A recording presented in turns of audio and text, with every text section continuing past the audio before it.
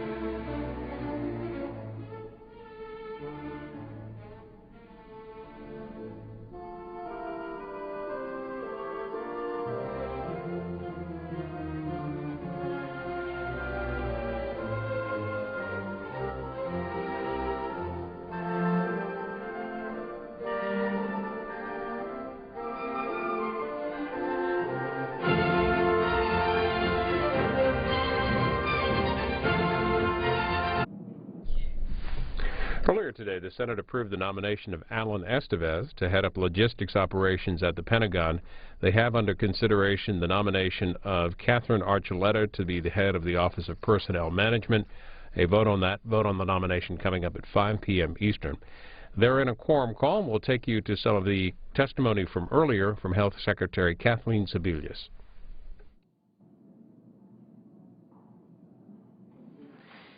And I want to just outline a couple of the improvements we've made to date. We now have more users successfully creating accounts. We can process up to 17,000 account registrations per hour, or nearly 5 per second. Instead of some of the users seeing a blank screen at the end of the application process, they can now see whether they're eligible for financial assistance and make more informed decisions. Because we've improved performance, customers can now shop for plans quickly. Filtering plans takes seconds, not minutes. Users are getting fewer errors and timeout messages as they move through the application process. And the system has been strengthened with double the size of servers, software that's better optimized, and a high-capacity physical database, which replaces a virtual system. The chairman referred to outages this weekend and again yesterday. And I would suggest to the committee that if you read the statement of Verizon, who hosts the cloud service, it is the Verizon server that failed, not healthcare.gov, and it affected not only HHS but other customers. We still have a lot of work to do. We have a plan in place to address key outstanding issues. It includes fixing bugs in software that prevented it from working the way it's supposed to, and refreshing the user experience so folks can navigate the site without encountering error messages, timeout, and slow response times. And by the end of November, we are committed that the vast majority of users will be able to review their options, shop for plans, and enroll in coverage without the problems way too many have been experiencing. But consumers are using the site every day and continue to do so, and problems are being solved. But we know that we don't have a fully functioning system that consumers need and deserve. We are still at the beginning of a 6-month open enrollment, which extends to the end of March, and there's plenty of time to sign up. And just to put it in perspective, the average open enrollment for an insurance plan is 2 to 4 weeks. The new marketplace has a 26-week open enrollment, and those who enroll by December 15th will be able to access their benefits on day one.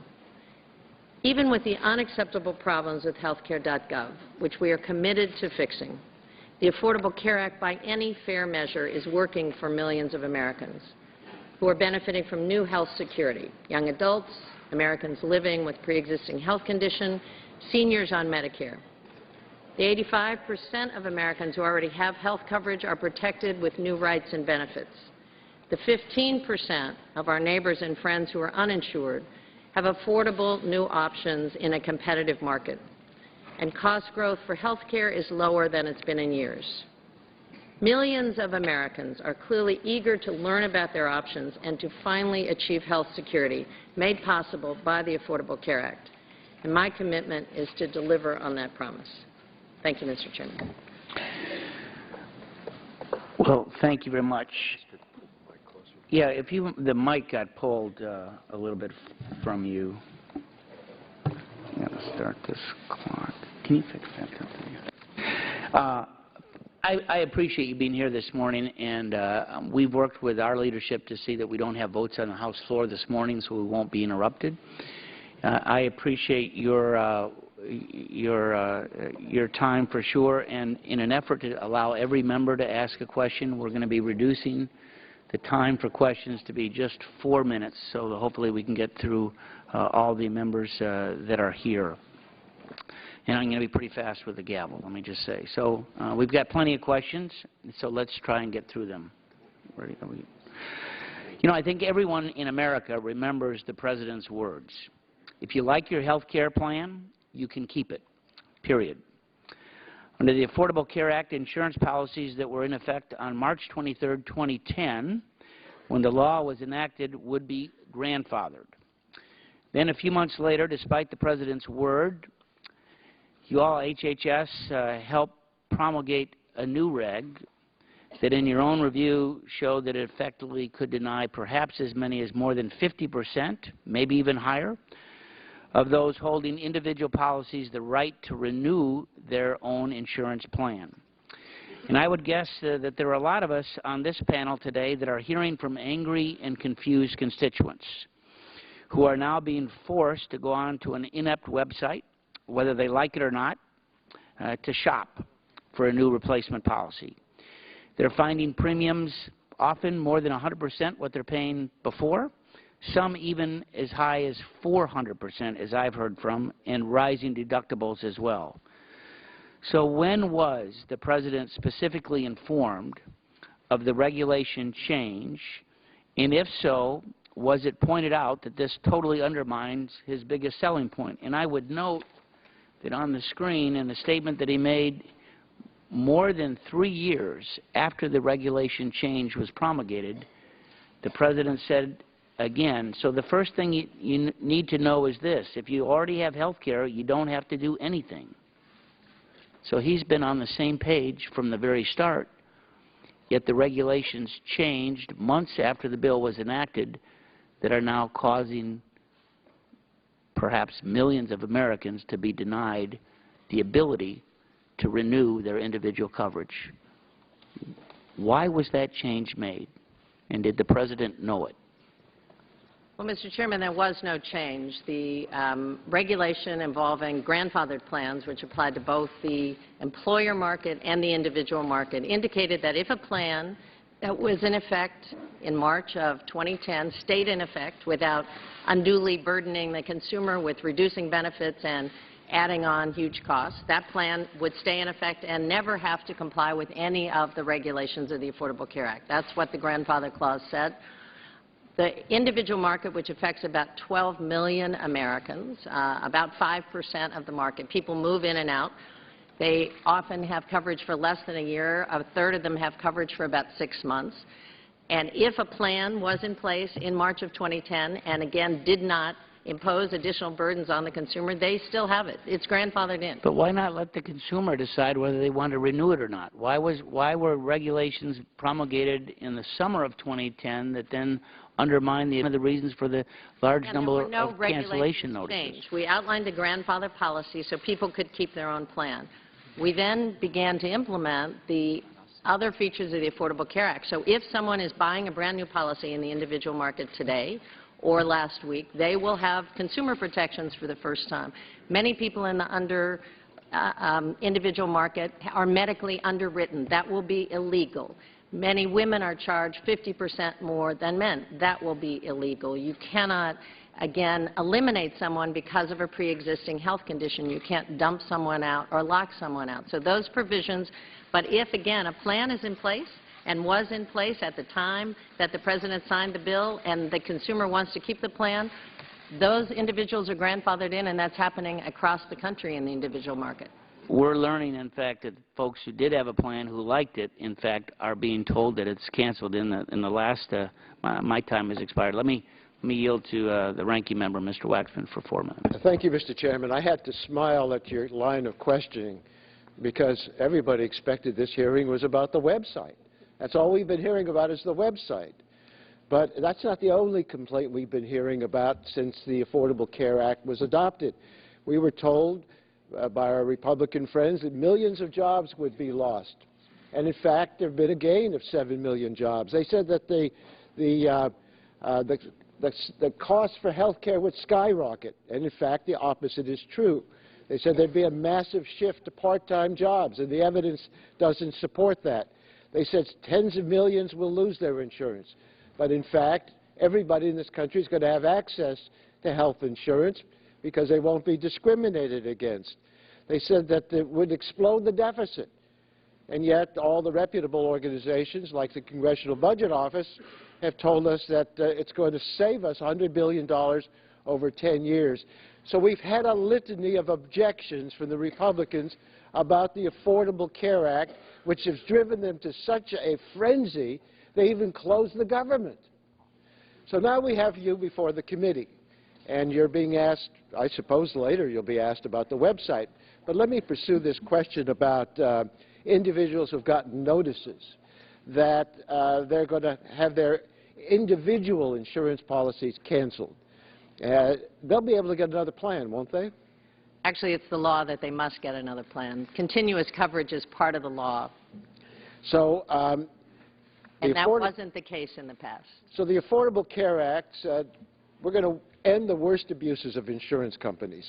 We're going to create consumer protections in the marketplace that they will be able to buy a policy even if they've been sick in the past, that women won't be charged more than men, that we're not going to let insurance companies deny coverage because of pre-existing conditions, and we're not going to let them put these lifetime caps. And there'll be an essential benefit package. So you're not just buying some things and not having other things covered. You're going to have the minimum that everybody should have: prescription drugs, mental health coverage, doctors and hospitals. Are these important consumer protections? Well, I would say, Mr. Waxman, they're very important. As a former insurance commissioner, I can tell you that the individual market in Kansas and anywhere in the country has never had consumer protections. People are on their own. They could be locked out, priced out, dumped out, and that happened each and every day. So this will finally provide the kind of protections that we all enjoy in our health care plans. As part of a group, as part of a plan that has pre-negotiated benefits, we enjoy that kind of health security. And individuals in the buying insurance on their own, farm families, entrepreneurs, mom and pop shops, young adults have never had that kind of health security. Well, now they're going to have this health security, and most of the plans, as I understand it, that they're no longer going to be able to keep don't meet all the standards of the law. Well, again, I think you may have heard Pat Garrity from Florida Blues, who was on some of the Sunday shows, and he talks about the fact that the Florida plans want to keep their customers. They have new plans to offer. They feel that a lot of people, and these are Mr. Garrity's words, will have a much better plan at a similar or lower cost. 50% of these 11 to 12 million people qualify for a subsidy, qualify for some financial help purchasing insurance for the first time ever. The bottom line is that people with good coverage like Medicare, Medicaid, employer coverage can keep that. People with grandfathered plans in the individual market will be able to keep it. But if an insurance company sold you a new modified health insurance policy after the date of the enactment that does not meet the law's standards, then those people will be able to go into the exchange and buy a real solid health insurance plan that won't discriminate against them or anybody else. I think that's a good result. I'm pleased with it, and I think most people will be as well. Gentleman's time has expired. The chair would recognize the vice chair of the committee, Ms. Blackburn. Thank you, Mr. Chairman. Madam Secretary, before, during, and after the law was passed, the President kept saying, if you like your health care plan, you can keep it. So is he keeping his promise? Yes, he is. Okay. What do you say to the 300,000 people in Florida you just mentioned, or to the 28,000 in Tennessee that cannot get health insurance? Their plans are terminated. Is he keeping his promise to them? Well, first of all, Congresswoman, they can get health insurance. They must be offered new plans, new options, either inside the marketplace, or if they don't qualify for a financial subsidy, they can shop in or out of the marketplace. They absolutely will have new coverage. What do you say to NBC News, who says millions are going to lose their coverage? Well, in all deference to the press corps, many of whom are here today, I think that it's important to be accurate about what is going on, and I would defer again to the president of the Blues plan. Reclaiming People my will time. have ongoing coverage. They will be offered new plans. Madam Secretary, let me tell you something. something. The market right now will qualify. What do you say to Mark and Lucinda in my district who had a plan, they liked it, it was affordable, but it is being terminated, and now they do not have health insurance? Insurance companies cancel individual policies year in and year out. They are a one-year contract with individuals. Okay. They are not lifetime plans. They are not an employer plan. Let me move on. It's what they wanted, wanted, and I will remind you, some people like to drive a Ford, not a Ferrari, and some people like to drink out of a red Solo cup, not a crystal stem. You're taking away their choice. Let's put the screenshot up. I want to go to the cost of the website and talk about the website. This is what is happening right now with this website. We've had somebody in the back trying to sign on. It is down. It is not working. Last week I asked for the cost from each of the contractors that were with us last week. So can you give me a ballpark of what you have spent on this website that does not work, that individuals cannot get to? What is your cost estimate? So far, Congresswoman, we have spent about $118 million on the website itself, and about $56 million has been expended on other IT to support the web. Okay, would you submit a detailed accounting of exactly what has been spent, and when do you expect constituents to stop getting these kind of error messages? Again, I was with the talked to the president of Verizon over the weekend on 2 occasions. Verizon hosts the cloud, which is not part of the website. It is a host for a number of websites. Right. The Verizon system was taken down Saturday night into Sunday. It was down almost all day Sunday. They had an additional problem that they notified us about yesterday, and it continues on. So I'd be happy to talk to the president of Verizon and get him to give you their information about Let me come back to that, because I want to get to this issue of exactly who is in charge of this project, because you're now blaming it on the contractors and saying it's Verizon's fault. So let me ask you this. Did you ever look at outsourcing the role of the system integrator? And obviously you did not, from the contractors that we had last week. They had several different people, whether it was you or Gary Cohen or Michelle Snyder or Henry Chow, that they thought were in charge. So who is responsible for overseeing this project? Is it you or your designee? Let me be clear. I'm not pointing fingers at Verizon. I'm trying to explain the way the site operates. We own the site. The site has had serious problems. Who is in charge, Madam Secretary? The person now in charge as an integrator is QSSI, one of our... Who was in charge as it was being built? Was in charge up till... At that team, who is the individual? Michelle Snyder is the... Michelle Snyder is the one responsible for this debacle. Well, excuse me, Congresswoman. Michelle Snyder is not responsible for the debacle. Hold me accountable for the debacle. Okay. I'm responsible. Thank you. I yield back. Chair would recognize Mr. Dingell from the great state of Michigan. Thank you for your courtesy. I have a few questions I'll be asking you on behalf of Congresswoman Shea Porter, but I'll do that by writing. I ask unanimous consent that I be permitted to revise and extend my remarks. Without objection. Mr. Chairman, I would like to begin by thanking you, welcoming the Secretary to a room in which her distinguished father, former Governor of Ohio, served for so many years. I begin my questions by quoting from an expert for whom I have enormous respect. He said as follows: "As I mentioned earlier, the new benefits and its implementation are hardly perfect. Rather than trying to scare and confuse seniors, I would hope that we could work together as we go through the implementation phase to find out what is wrong with the program and if we can make some changes to fix it. Let us do it, and let us do it in a bipartisan fashion. It is too big a program and is too important to too many people to do that. But having said that, it does appear that it is working. Let us admit it, you know, and not keep beating a dead horse." My beloved friend, Mr. Barton, who I think gave us the beginning of our efforts today. Madam Secretary, I've seen reports that consumers receiving plan cancellation notices from their insurance companies saying that plans are no longer available. Does the ACA require insurance companies to discontinue the plans that people had when the law was passed? Yes or no? Not when the law was passed if the plans have not changed. No, Right. sir. That's the grandfather clause. Now, that's because the plans that existed prior to the passage of the law are grandfathered in, as you have said. That's correct.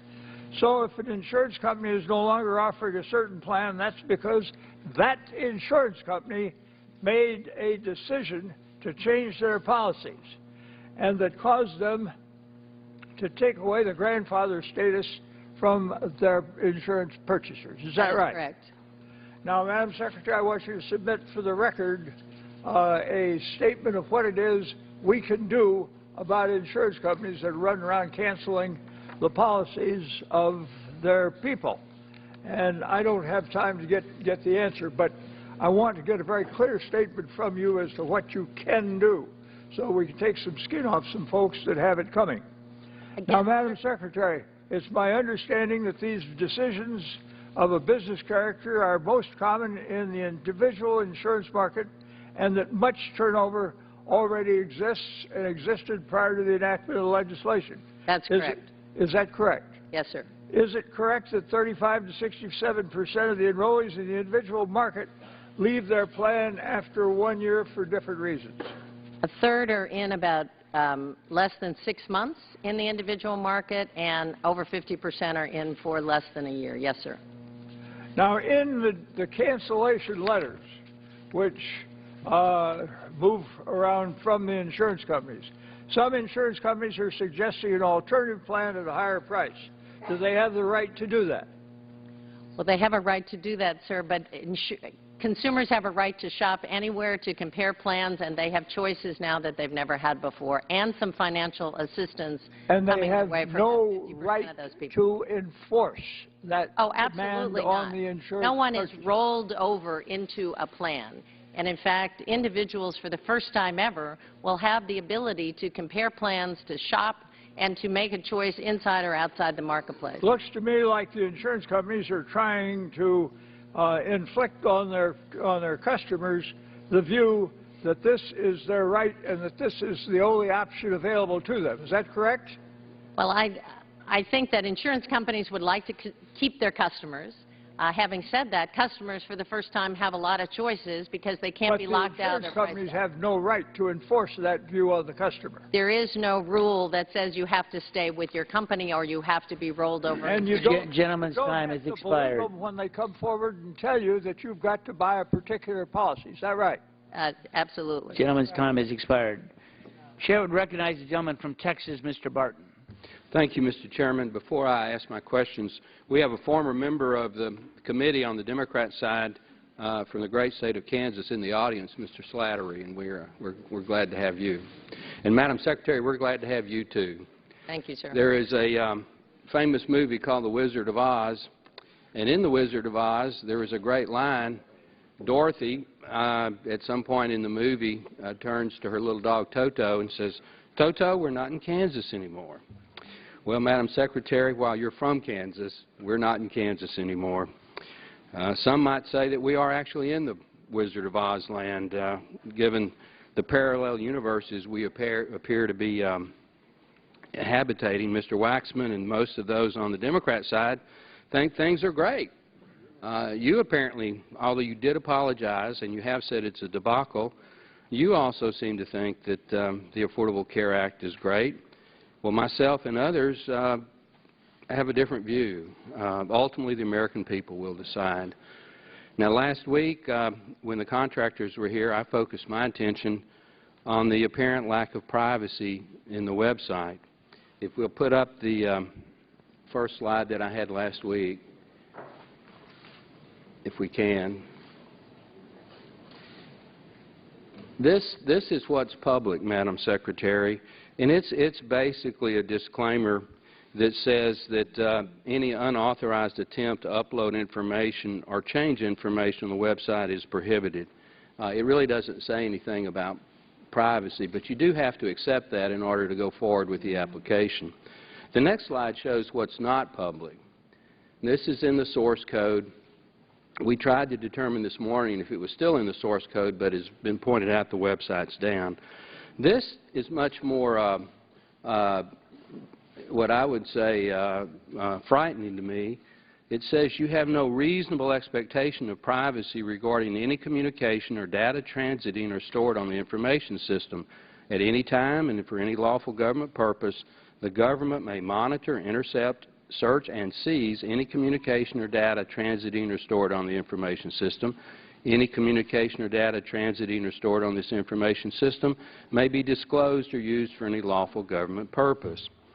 Cheryl Campbell of CGI Federal said she was aware of it, but said that it wasn't her responsibility to put that in the source code.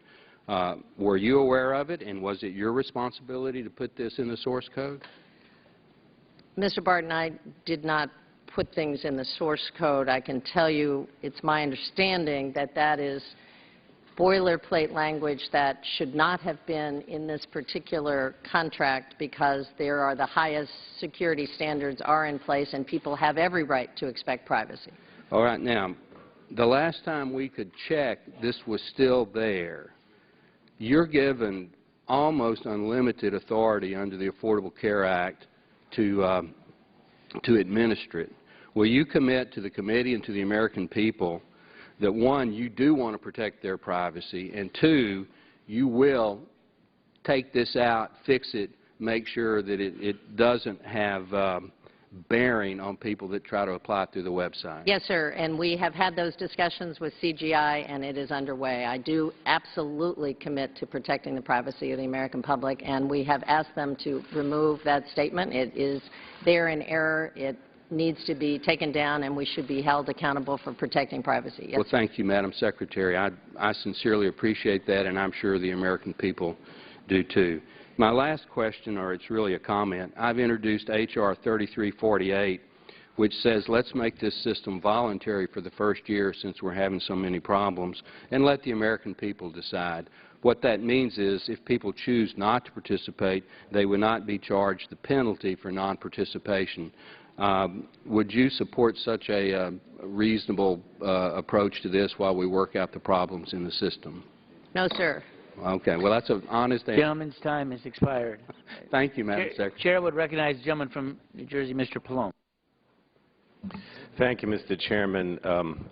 I know we're not in Kansas, but I do believe increasingly we're in Oz because of what I see here. So this Wizard of Oz comment by my colleague from Texas I think is particularly apropos given what we hear on the other side of the aisle. I don't know how you keep your cool, Madam Secretary, you know, with this continuous effort on the part of the GOP to sabotage the ACA, to scare people and bring up red herrings. And I think that this privacy issue is another red herring, and I'm going to ask you a question about that. But before that, I just wanted to say this whole idea that's being brought up today that somehow you know, policies are being canceled and people don't have alternatives, it's just another red herring. You know, what I think my colleagues on the other side forget is that this is not socialized medicine. This is, in fact, private insurance in a competitive market. And if I'm an insurance company and all of a sudden everyone else is selling a better policy with better benefits at a lower price, I can't continue to sell a lousy skeletal policy that doesn't provide benefits and costs more because I'll be out of the market. And so that's what's happening here. You know, insurance companies are canceling lousy policies with high prices because they can't compete. And that's what's going to happen when you have a private insurance market, which is what we have here. We don't have a government-controlled system. We have private markets. So I just wanted to make that point. But I have to drill down on what Mr. Barton said here. You know, before reform, the individual insurance market was dysfunctional. Premiums would shoot up if people got sick. Their coverage could be canceled if they had a pre-existing condition, and they did not have secure quality coverage. Now, I've heard my Republican colleagues say that patient health information will be at risk in this application process, and this is flat-out false. In fact, the ACA makes a giant leap forward for protecting health information by taking it completely out of the insurance application process by banning discrimination based on pre-existing conditions. Mr. Barton, again, is, you know, raising this red herring, just like the cancellation of insurance, by talking about privacy. But, Madam Secretary, prior to the ACA, when people applied for insurance coverage, did insurers make them provide a long, detailed, invasive medical history? But now, because the law bans discrimination based on pre-existing conditions, individuals will not have to provide this information in their applications. So regardless of this clause, please comment on the privacy issue and why it's irrelevant. Well, Mr. Pallone, in the past, any individual American who was in an employer-based coverage, in government coverage like the ones we enjoy, in Medicare, in Medicaid, in the VA, a whole variety of plans, that's about 95% of insured Americans, had no medical underwriting, had group protections, had consumer protections. The people who were outside that consumer protected space were individuals buying their own coverage in an individual market. Medical underwriting, demanding health records, and often going through extensive doctor interviews and getting health records was a standard for that market. Pricing could vary widely depending on gender, depending on health condition. People could be denied coverage and were frequently. That's the market that is currently being reformed with consumer protections. If a person had a policy in place in March of 2010 like that policy and the insurance company made no changes to disadvantage the consumer, those policies are in place, you keep your plan, you like it, and that goes on. For the people who, though, had a medically underwritten policy, were paying more than their neighbor because they happened to be female, could not get their health condition for a fixed tip written into the insurance plan, they will have a new day in a very competitive market. 25% of the insurers are brand new to the market, and they are offering competitive plans. Mr. Chairman, could I just ask that this document... Put it into the record. No. Put it in the record. Without objection. Thank you. Chair would recognize Mr. Hall. Thank you, Mr. Chairman. Madam Secretary, I think Congresswoman Blackburn asked you about the federal government, how much they'd spent today, and they're spending some money as we speak, aren't they? It's down right now, isn't it? Is that, or you projected ongoing problems? I'm sorry, sir. I'm having a hard time hearing. What was the... She asked you how much it had spent today, and I'm asking you what you expect to pay in addition to that on the repairs that the website's going to require, and they're requiring them as we speak here. So those are things you projected, you knew they would happen, and they will happen. But you surely looked ahead, and you have some estimate of what is going to happen. Yes, sir. And going to cost.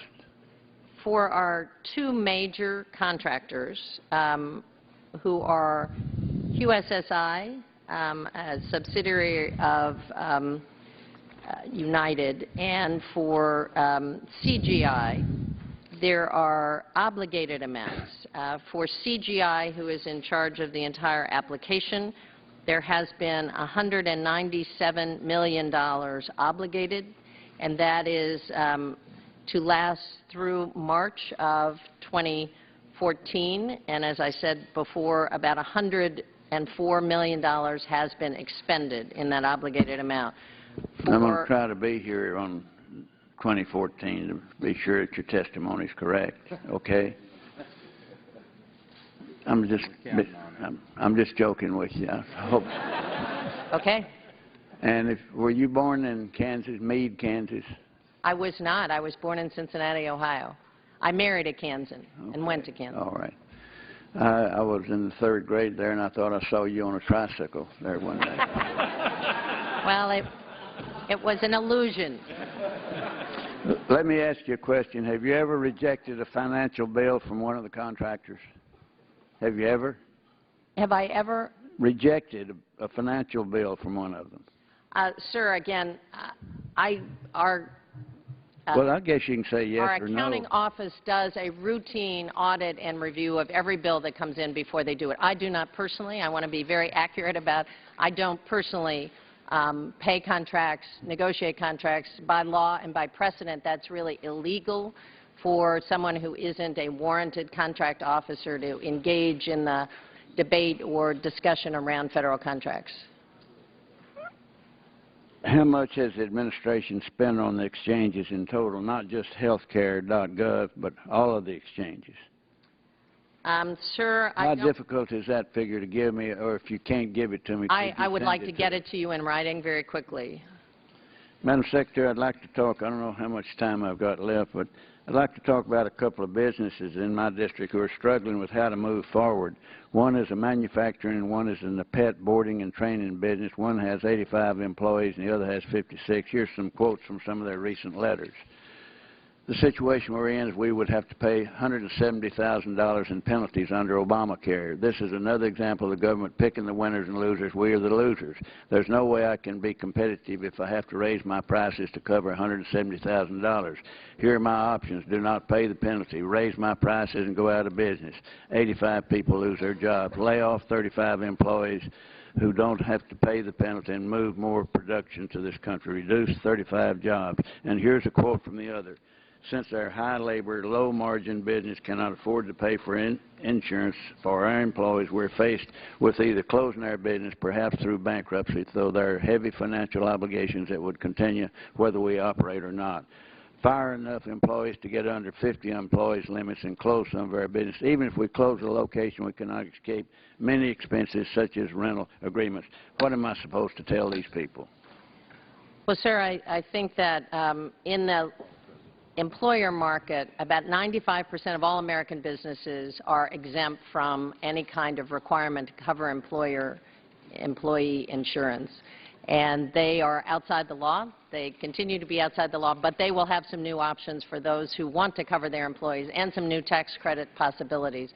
For large employers, about 96% of them already cover their employees. And as you know, the penalty that your constituents refer to is not a penalty that is imposed in 2014. It is being discussed with businesses about what kind of information is exchanged, and it will take place in 2015. Gentleman's time he's going to use the gavel on me if you don't hush.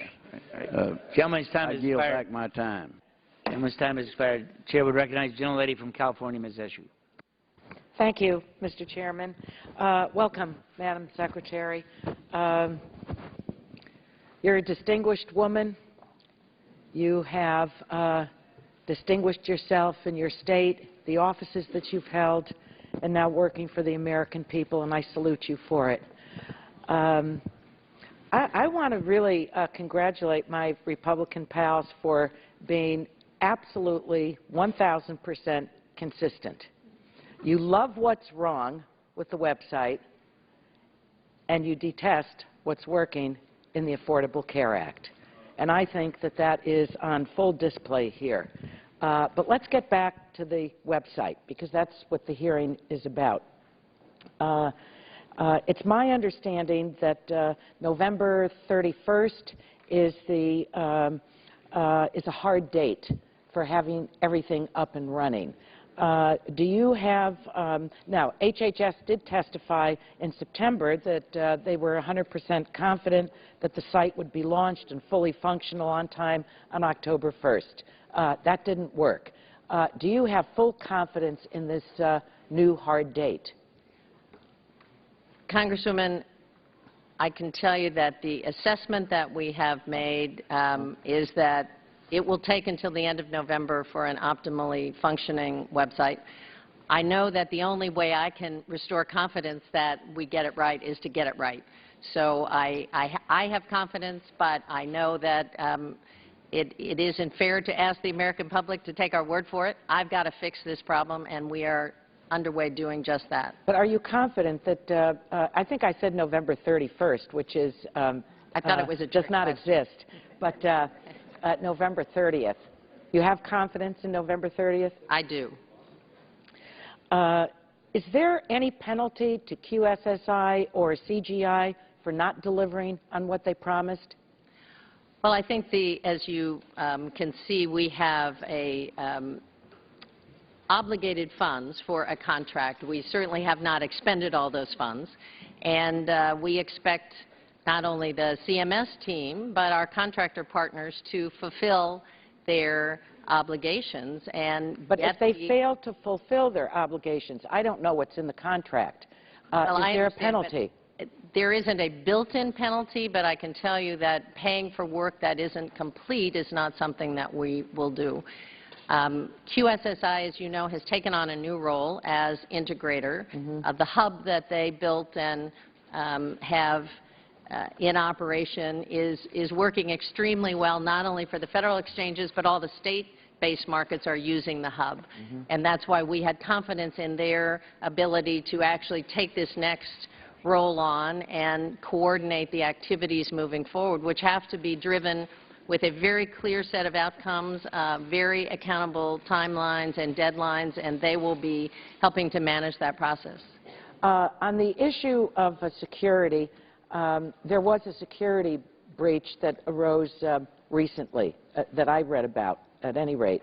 And what I think is very important here, because the issue of privacy has been raised, and I think that that has been answered, because very importantly, there isn't any health information in these systems, but there is financial information.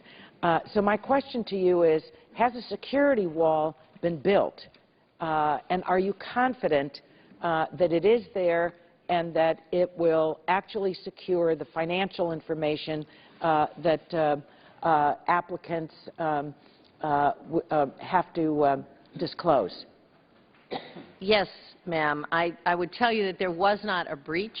There was a blog by a sort of skilled hacker that if a certain series of incidents occurred, you could possibly get in and obtain somebody's personally identified. Isn't that telling? Isn't that telling? And we immediately corrected that problem. So there wasn't it was a theoretical problem that was immediately fixed. I would tell you we are storing the minimum amount of data because we think that's very important. The hub is not a data collector. It is actually using data centers at the IRS, at Homeland Security, at Social Security to verify information, but it stores none of that data. So we don't want to be... Gentlelady's time has expired. Chair to recognize Mr. Shimkus. Thank you, Mr. Chairman. Welcome, Madam Secretary. Madam Secretary, before I start my questions, the Washington Post gave the administration and the President, yourself, 4 Pinocchios on this whole debate of if you like the insurance you have, you can keep it. Would you recommend to the President that he stop using that term? Wouldn't that be helpful in this debate? Well, sir, I think he used the term at the time that the law was passed, and he as of September 26th also. So that's why we wrote. So the answer is you don't believe that the Washington Post, and therefore, Washington. Well, we'll hand this down to you, and so you can see it. Have you ever shopped? I know you have, but this is for at a grocery store with a coupon. You ever used a coupon? Yes. So the coupon gives you the terms and conditions of when you go to the checkout to get whatever's off the price of the goods. When you all added the C Plans Now option, you in essence gave the searcher in essence a coupon based upon what they're seeing there. The desire was let people know what the price is. However, as the news reported, and I followed up in last week's hearing, was that if you are under 50 years old, you get quoted the price of someone who's 27. If you're older than 50, could be 64, you get quoted a price of someone who's 50 years old. Isn't that misleading? Well, sir, the Learn side of the website, which has been up since actually late. So that's truthful then. If you quote a price. It is clearly a hypothetical situation. Oh, are you, that do you say, allows wait, people to. okay, on the C plans now option, are you saying this is a hypothetical? That's not what it says on the site. It says this is the price when you put in your age. And if your age is 49, it quotes you as if you're 27. Sir, the only way someone can get an accurate information about their price is to get their individual Let me ask you another. eligibility When did you decide to use this below 50 at 27 and above 50 at 50 years old? When did you make that decision? That was decided by the team as By who? Who made the problem with this whole debate is you all won't tell us who made the decision. I can tell you I did not design So who? the site. I will get. Well, who made the decision on the 27-year-old quote for someone who's 50? I just said I will get you that information, sir. Thank you.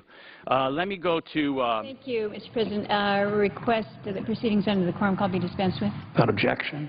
So ordered. Mr. President, I would ask unanimous consent at this time to enter into colloquy with my colleague from North Dakota.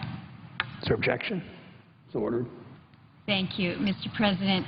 I rise today to speak to an issue that in my state of Alaska, in the state of North Dakota, quite honestly, in so many of our home states, we have facts, we have statistics, we have issues that face our indigenous peoples, most particularly our indigenous children, that, truth be told, these statistics are not what we want to write home about. In fact, in many, many cases, these statistics are shameful, and the effort and the initiative to make a difference in the lives of the children of our First Peoples is an effort that I want to speak to today and join with my colleague from North Dakota in addressing this issue. I want to help shine a light on the conditions facing indigenous children in our country for whom the United States has a legal commitment. This is a federal trust responsibility that is owed to these children. And I would like to thank Senator Heitkamp for her commitment, for her compassion to address these issues facing our nation's indigenous children by introducing legislation to establish the Commission on Native Children. And I will defer to my colleagues so we can have a conversation about this. But I think it's important to note that it was the very first time, Mr. President, that I'd ever met Senator Heitkamp. We literally exchanged handshakes, introduced ourselves, and within 5 minutes, we were talking about children's issues, Native children's issues in our respective states. And that little 5-minute discussion led to much further discussion later on and a commitment to work to address these. So, Mr. President, I do have many remarks that I would like to make this afternoon, but I would like my colleague from North Dakota, who has worked so diligently on this issue with her staff, working with my staff, to describe to our colleagues the legislation that today we are both introducing, establishing the Commission on Native Children. Thank you so much, Mr. President. I just start out with a story because I think a lot of us come to the United States Senate with a lot of experiences, a lot of common experiences, and I think the senator from Alaska and I have shared this common experience of seeing the despair, looking at the statistics, but more importantly, being in my case, in Indian country, in her case, working with indigenous people and seeing so much more needs to be done. Seeing the disparities in education, seeing the disparities in health care, seeing the disparities in housing, and recognizing all of those things have huge consequences. Seeing what high poverty does to people who aren't given the right opportunities. And I think frequently, and it's so important that we do something like this so that we can begin that process of educating our colleagues on how this situation is different.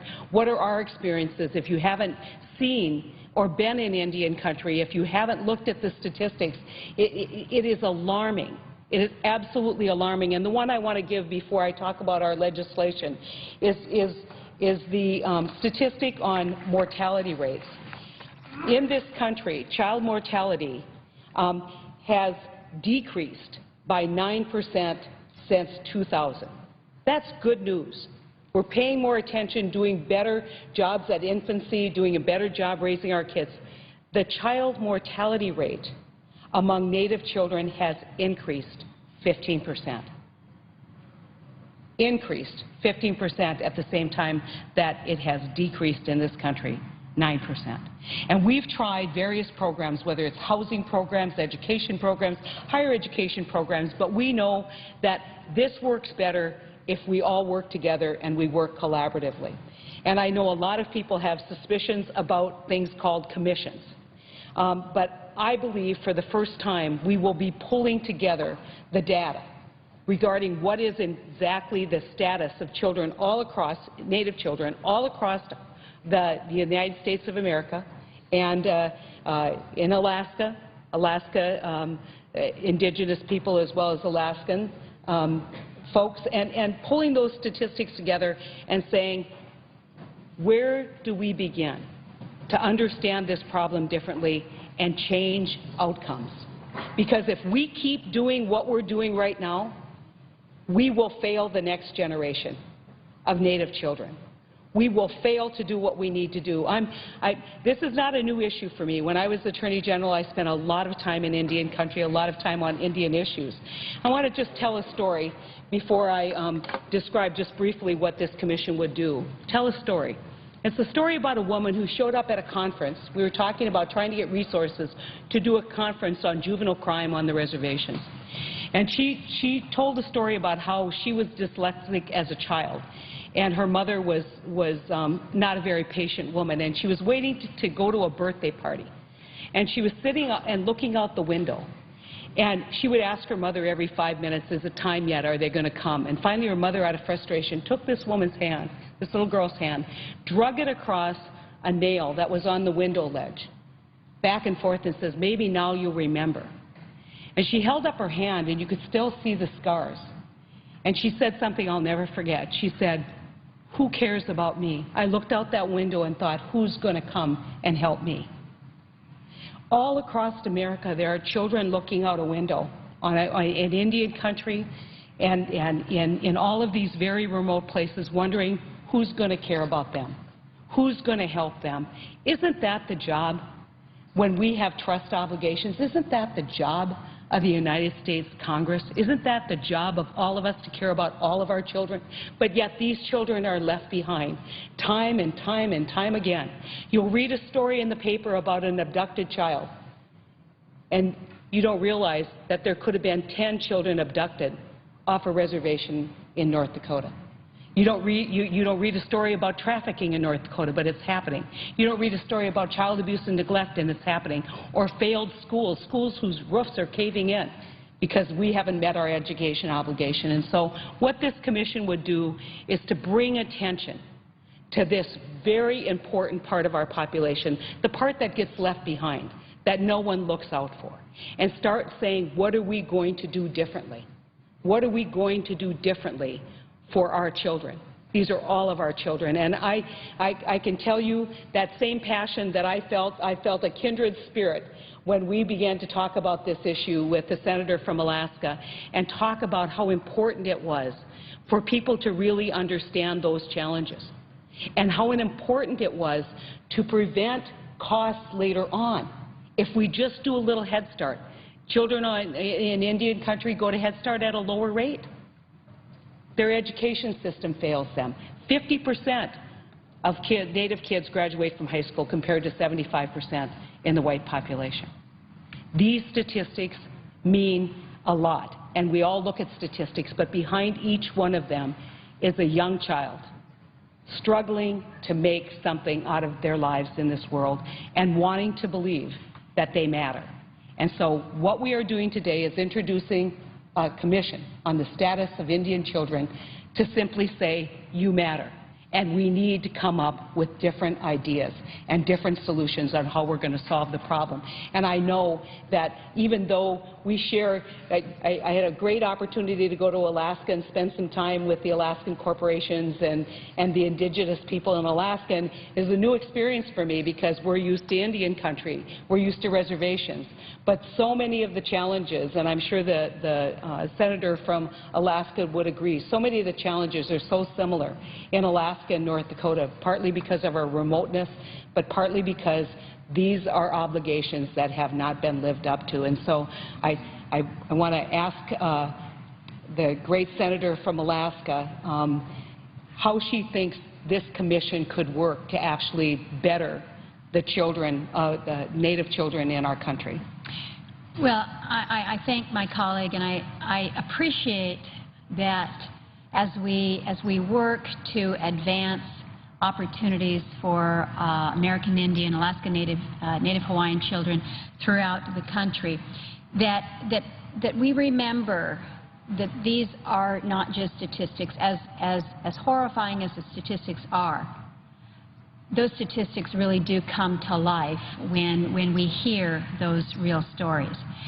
When we were working with your office to develop this legislation, kind of looking at the indigenous children in this country through the lens of the justice system, the education system, the health care system, and then work to provide recommendations to the respective government agencies that will help to address these issues that affect our Native children. And we talk about the trust responsibility. That trust responsibility doesn't mean anything unless we keep our commitment. And we're just simply not keeping the commitment. You mentioned the issue of housing, and having had an opportunity to serve on the Indian Affairs Committee now for 10 years, to hear in committee hearing after committee hearing the situation with regards to housing and just the inadequate situation on so many of our reservations in the state of Alaska. Our housing situation is truly a crisis in so many places.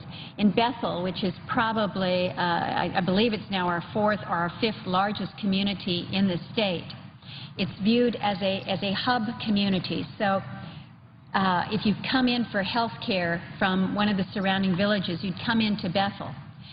If you are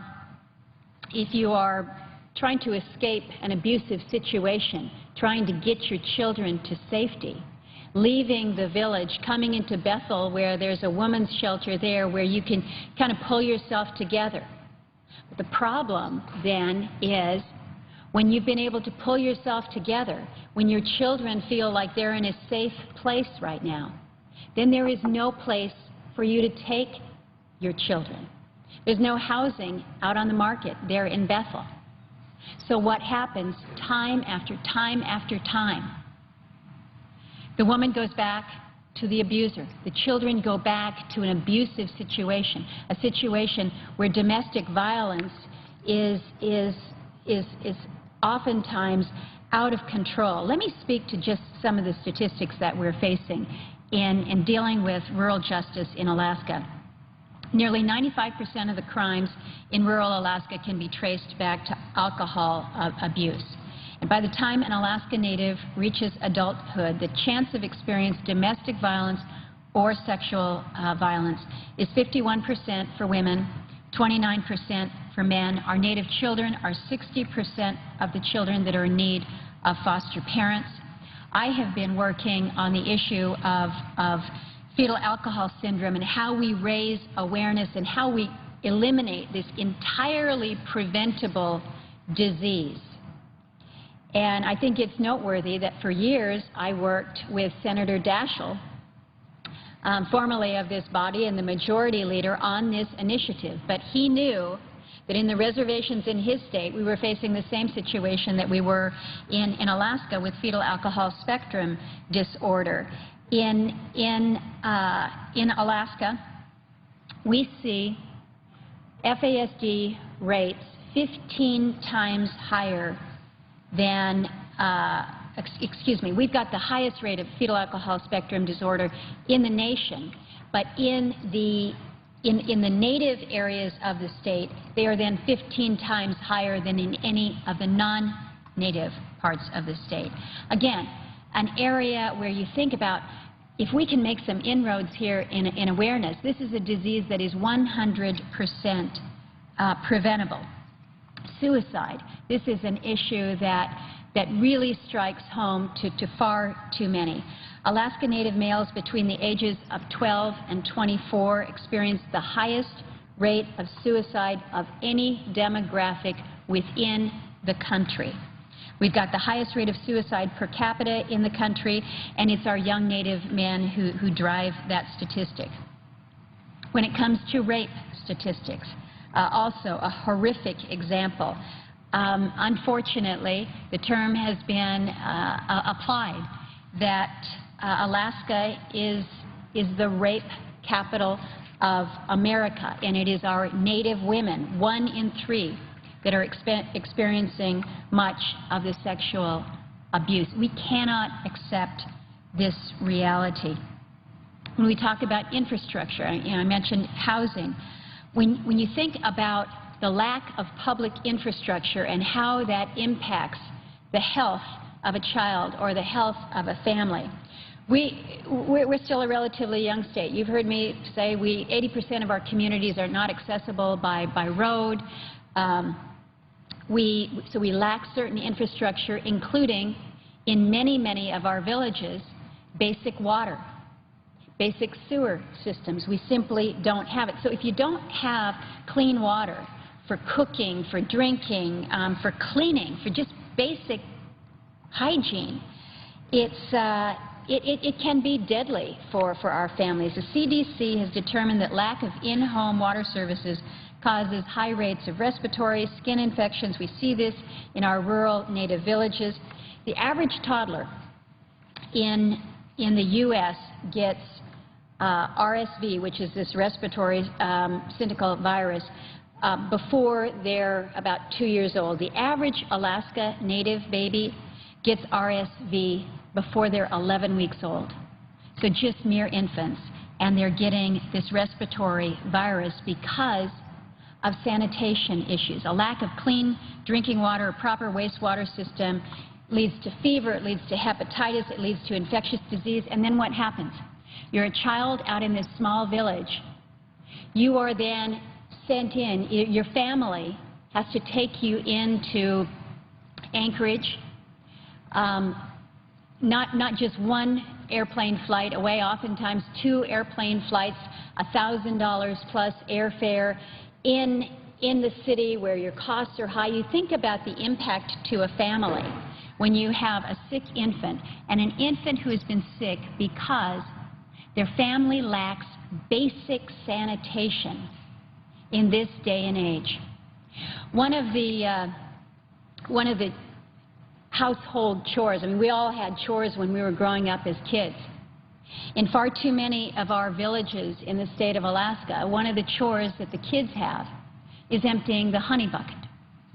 For those who don't know what a honey bucket is, a honey bucket is the big 5-gallon bucket that you get from Home Depot with a toilet seat lid on that's put in the corner of the house. That's the bathroom. You have to take that bucket out and dispose of it. And you have children, you know, your 10-year-old walking down the boardwalk with a bucket of human waste to dump. Mr. President, this is happening in this day, in this age. And who again kind of bears the weight of so much of this is our Native children. Think about this from a health safety perspective. I want to I want to share a story, as my colleague from North Dakota did, and I just came from the Alaska Federation of Natives annual conference. It's the largest gathering of natives in the country. They come from all corners of the state, and it's really like a family reunion, usually a very upbeat, very happy occasion where people come together for a great deal of sharing. This year, there was sharing on a personal side that perhaps we have not witnessed before. And much of the sharing came from the children. And the sharing, rather than stories of happiness and opportunities for the future, was driven by a feeling of not helplessness, because if you're helpless, you won't speak up, but a feeling that we can no longer remain silent, that the instances of domestic violence in the home, of the child sexual assault in the home, of the alcoholism and the drug abuse that brings about attempted suicide in the home, caused a group of 4-H kids from Tanana, Alaska, to come together, about a half a dozen of them, ages maybe 6, 7, up to high school, to stand in front of an audience of 3,000 plus people and say, we've had enough. We have to speak out, even though we have been told, don't talk about this. Don't talk about this because it might shame your family. These children had the courage to step forward and say, this is not right. We are taught to respect our elders, but when our elders don't respect us, we are going to speak out.